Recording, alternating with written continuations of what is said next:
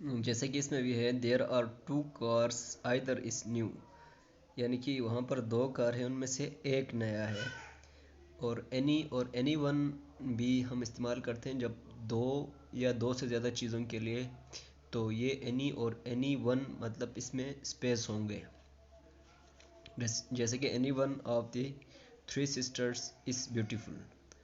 और neither, neither भी मतलब दो दो दो चीज़ों के लिए इस्तेमाल होते हैं।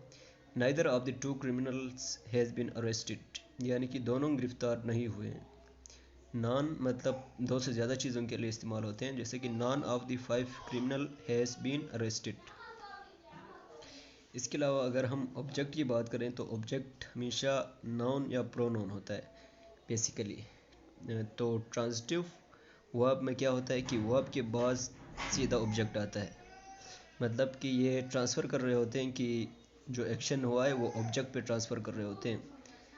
तो वर्ब के बाद हम वर्ड या होम लगाएंगे तो इसके बाद इसका आंसर होगा, तो इसका मतलब है कि इसके बाद ऑब्जेक्ट है वर्ब का। तो इंट्रांसिटिव में क्या होता है कि इंट्रांसिटिव में या तो वर्ब के बाद कोई एडवर्ब या एडजेक्टिव आते हैं, या ये कि इसके बाद प्रीपोजिशन आते हैं, फिर इसके बाद ऑब्जेक्ट आते हैं। जैसे कि एग्जांपल में हम देखते हैं he kick the ball, he kick word लगाया तो इसका आंसर आ गया द बॉल, तो ये ट्रांजिटिव वर्ब है। शी किल्ड वर्ड लगाया, इसका आंसर नहीं आ रहा था तो हमने होम लगाया, तो इसका मतलब ये भी ट्रांजिटिव वर्ब है।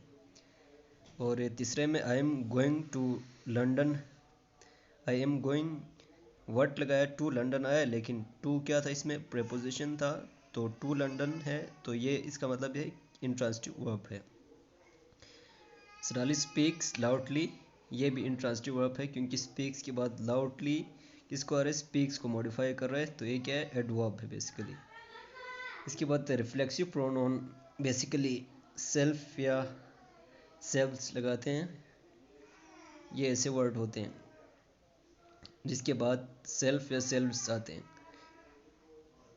इसमें क्या होता है कि सब्जेक्ट जो है ना एक्शन को रिसीव कर रहे होते हैं।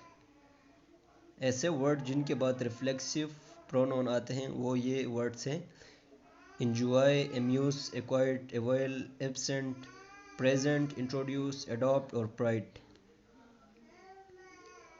इसके बाद ऑब्जेक्टिव मतलब रिफ्लेक्सिव प्रोनाउन उस वक़्त आएंगे जब इनके साथ कोई ऑब्जेक्ट नहीं हो। अगर ऑब्जेक्ट हुआ तो फिर रिफ्लेक्सिव प्रोनाउन नहीं आएंगे इनके बाद।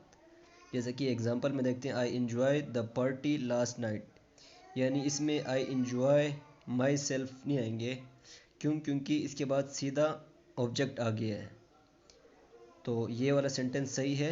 लेकिन इस नीचे वाले में हम देखते हैं I enjoyed in the party last night, मतलब इन द पार्टी आ गया तो ये ऑब्जेक्ट तो आ गया है, लेकिन ये इन है तो ये प्रेपोजिशन है, तो इसके बाद हम माई सेल्फ लगाएंगे। और इसी तरह he introduce me to the DM, he introduce what है तो द टॉपिक आ गया, तो ये क्या है, ये ऑब्जेक्ट है, इसके बाद सीधा ऑब्जेक्ट है।